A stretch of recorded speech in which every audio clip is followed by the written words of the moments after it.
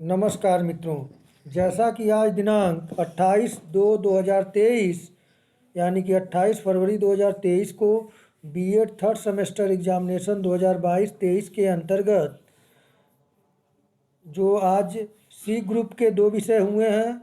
Code था EDU BEd 112 C1 mathematics का और EDU बीएड 112 C2 हिस्ट्री का।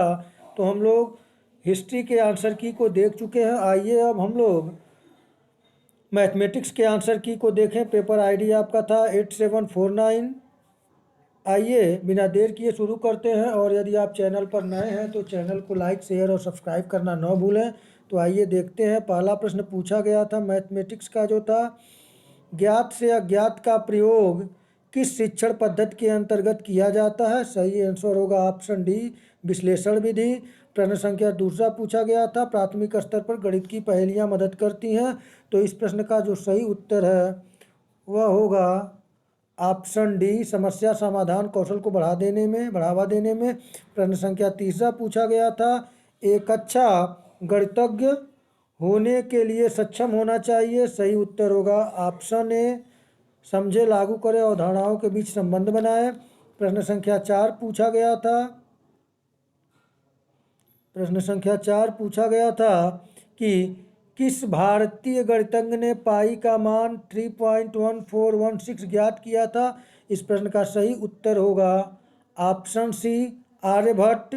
प्रश्न संख्या पाँचवा पूछा गया था, एलिमेंट्स नामक पुस्तक के लेखक था। सही उत्तर ऑप्शन सी, यूक्लिड। प्रश्न संख्या 6 पूछा गया था, पाठ्यक्रम की संस्कृति को दर्शाता है। सही उत्तर ऑप्शन डी, समाज। प्रश्न संख्या 7 पूछा गया था, स्कूल प्रणाली में सिखाई गई सामग्री के पूर्ण सेट को किस रूप में जाना जाता है। सही उत्तर होगा ऑप्शन डी, पाठ्यक्रम। आइए अगले प्रश्न को देखें। प्रश्न संख्या 8 पूछा गया था, मूल्यांकन जो पाठ्यक्रम के अंत में किया जाता है कहलाता है। तो इस प्रश्न का सही उत्तर है ऑप्शन सी, संकलनात्मक मूल्यांकन। प्रश्न संख्या 9 पूछा गया था, कैरिकुलम शब्द की उत्पत्ति हुई। तो इस प्रश्न का सही उत्तर ऑप्शन ए, लैटिन भाषा के। प्रश्न संख्या 10 पूछा गया था, किसी विषय के प्रकरण की थोड़ी थोड़ी जानकारी प्रत्येक कक्षा में कराई जाती है। इस प्रश्न का सही उत्तर होगा ऑप्शन सी, दोनों में। प्रश्न संख्या 11 पूछा गया था, प्रकरण के आधार पर पाठ्यक्रम का संगठन कहलाता है। तो इस प्रश्न का सही उत्तर होगा ऑप्शन सी, प्रकरण विधि।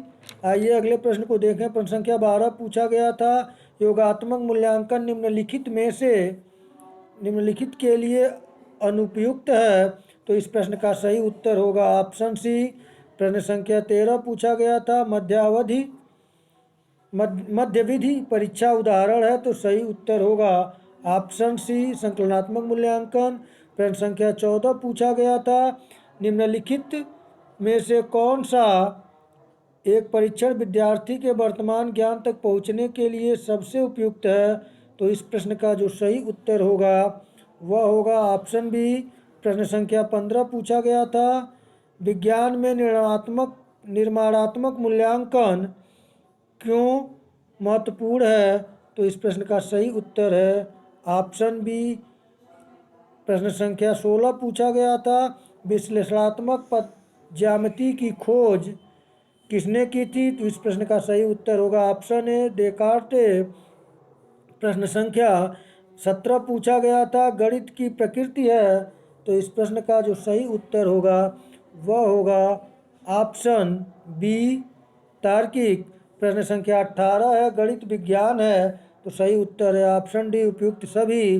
प्रश्न संख्या 19 पूछा गया था कि किसी गणितज्ञ के कार्यों की प्रशंसा करना किस मूल्य के से संबंधित है। सही उत्तर है ऑप्शन सी, सौंदर्यात्मक मूल्य। प्रश्न संख्या 20 पूछा गया था, शिक्षण उद्देश्यों के क्रियात्मक पक्ष का वर्गीकरण किसके द्वारा किया गया था। तो इस प्रश्न का सही उत्तर होगा ऑप्शन सी, सिम्पसन। प्रश्न संख्या 21 पूछा गया था, कौन सा एक भावात्मक पक्ष का हिस्सा नहीं है। तो इस प्रश्न का सही उत्तर है ऑप्शन सी, नियंत्रण। प्रश्न संख्या 22 पूछा गया था, कौन सा एक क्रियात्मक पक्ष का हिस्सा नहीं है। तो सही उत्तर है ऑप्शन ए, व्यवस्थापन। प्रश्न संख्या 23 पूछा गया था संज्ञानात्मक पक्ष का निम्नतम स्तर है, तो इस प्रश्न का सही उत्तर ऑप्शन ए ज्ञान। प्रश्न संख्या 24 पूछा गया था भावात्मक पक्ष का उच्चतम स्तर है, तो इसका सही उत्तर है ऑप्शन बी चरित्र निर्माण।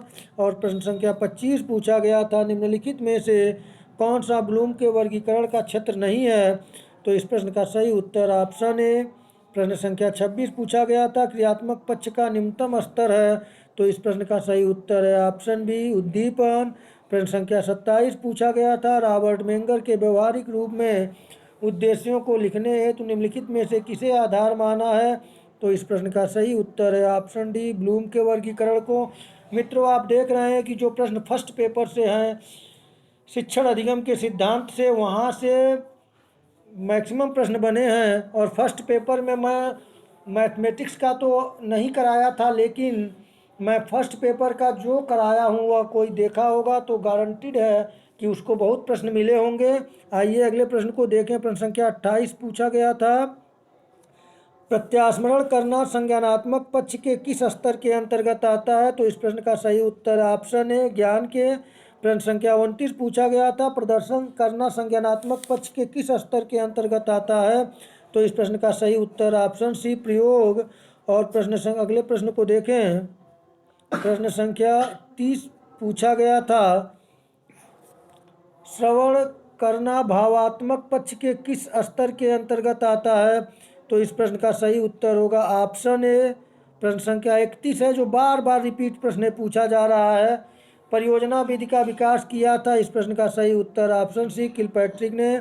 प्रश्न संख्या 32 पूछा गया था बाल केंद्रित विधि है, तो इस प्रश्न का सही उत्तर है ऑप्शन डी योजना विधि।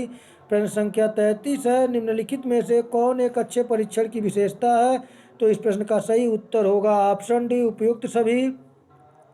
प्रश्न संख्या 34 पूछा गया था ये भी रिपीटेड प्रश्न है जब एक शिक्षक सामान्य से विशिष्ट की ओर बढ़ता है तो उपयोग करता है, तो सही उत्तर होगा ऑप्शन डी निगमन विधि।